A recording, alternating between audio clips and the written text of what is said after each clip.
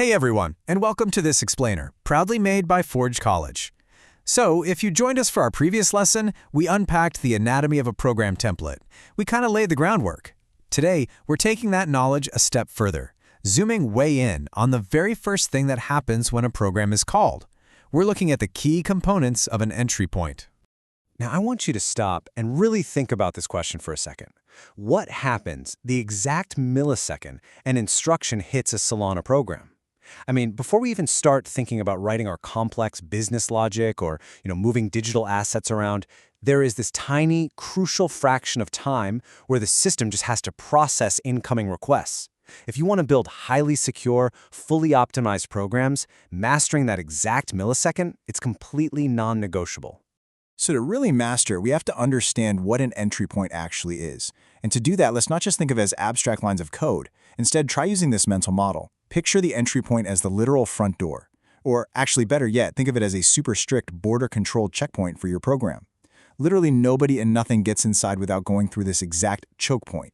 Every single arrival must present specific, completely unforgeable credentials before they're allowed to pass. Okay, so think about what a traveler actually needs when they arrive at a real border checkpoint. They need identity, their paperwork, and a clear statement of their intent, right? Well, in the Solana runtime, those credentials translate directly to your program's inputs. Your identity, that is the program ID.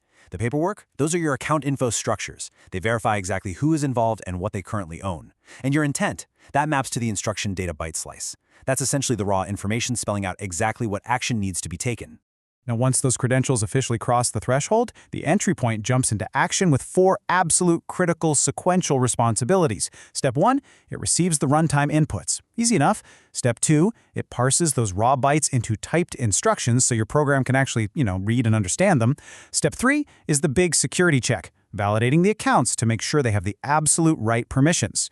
And finally, step 4, dispatching or routing that verified instruction to the correct part of your program. Let's make this incredibly concrete and look at a standard transfer instruction. Imagine a traveler arrives at our checkpoint with the clear intent to move a numeric quantity of tokens. Our entry point receives this request, it parses the data, and then it checks the paperwork to verify the 2 program-managed accounts, basically the sender and the receiver. Once it completely confirms that the sender actually has the funds and the right to move them, the entry point dispatches that traveler to the right department to execute the transfer. And here's the kicker. The final outcome of this entire checkpoint process, it is strictly binary. Just like at a real physical border, you either get a program result, which is a total success, it's the official stamp of approval that allows the transaction to go right through, or if there is even a single tiny flaw in the paperwork or permissions, you get a program error. And that means immediate rejection. Access denied, there is absolutely no in-between. All right, let's lock this in so it becomes second nature to you. Your mental blueprint for the entry point is simple, but man, is it powerful.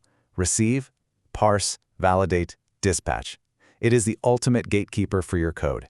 It's doing the heavy lifting to ensure that every single piece of data is safe, perfectly structured, and fully authorized before your core program logic ever has to lift a finger. Which brings us to our final, pretty exciting question. Are you ready to wire up your own function signature?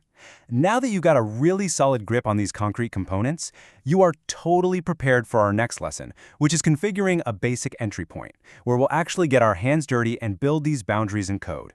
Now remember, this explainer was made by Forge College. If you want to dive deeper and truly master Web3 development, come visit us at forge.college.